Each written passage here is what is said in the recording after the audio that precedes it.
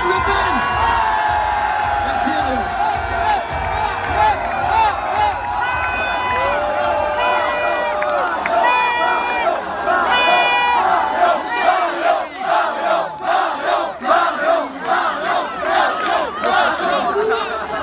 Avant tout, j'ai envie de vous dire merci.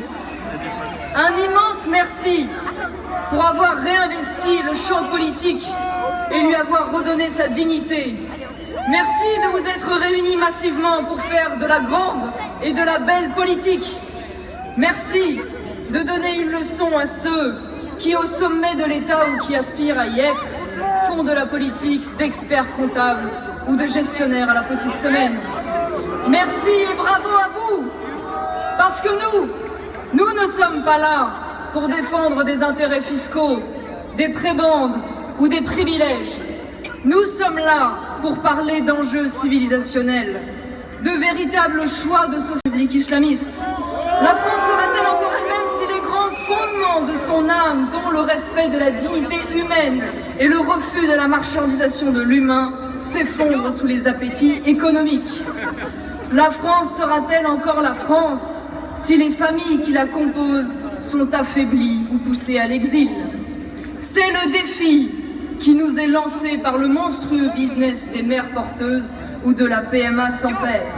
C'est le défi qui nous est lancé par le gouvernement socialiste et par l'Union européenne, ce gouvernement antinational, anti-français, conseillé par Terra Nova et qui voit, à juste titre d'ailleurs, dans la famille, la résistance à briser.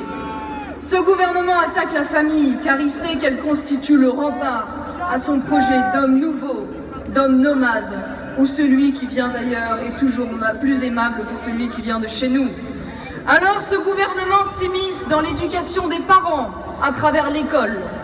Alors il remplace la fraternité française et familiale par une pseudo-solidarité d'État défaillante et injuste, parce qu'il cherche à contrôler la transmission et les liens qui nous unissent.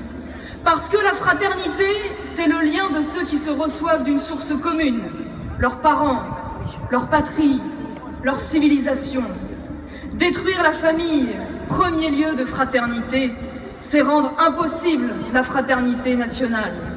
Détruire la petite nation qu'est la famille, c'est briser la grande nation qu'est la communauté nationale. Or, la crise que nous subissons ne pourra être traversée que si nous refondons une véritable politique familiale. Et la France, à ce titre, a toujours eu une immense responsabilité face au peuple du monde, celle de maintenir très haut la conscience de la dignité humaine. Comme le dit d'ailleurs Éric Zemmour dans son dernier livre,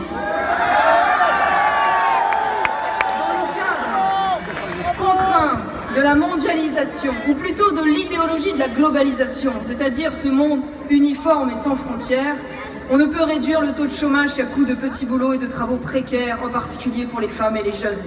Les Français sont moins efficients que les autres, car ils se refusent à payer leurs jeunes en dessous du SMIC et à mettre plus massivement les femmes à temps partiel. C'est notre héritage et c'est notre honneur. Oui, c'est vrai, nous sommes les exigeants de ce monde. Oui, c'est vrai, nous refusons ce monde de déraciner, de désaffiliés, d'amnésiques historiques, de consommateurs compulsifs et interchangeables.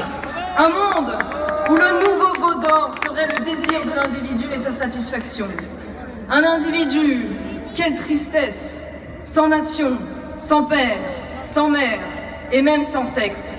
Et que l'on arrête de nous dire que la théorie du genre n'existe pas, alors que de mes yeux, encore cette semaine, j'ai vu le conseil régional de PACA voter des dizaines d'actions dans les lycées faisant la promotion de la théorie du genre.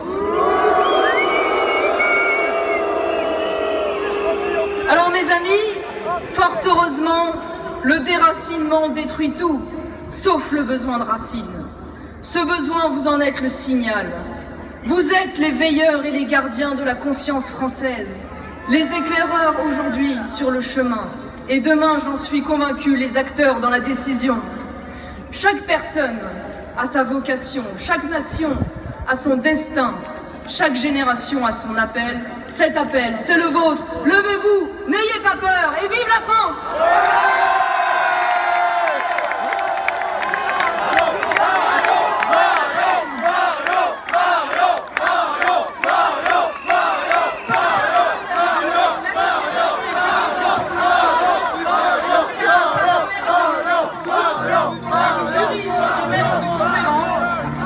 agite aux côtés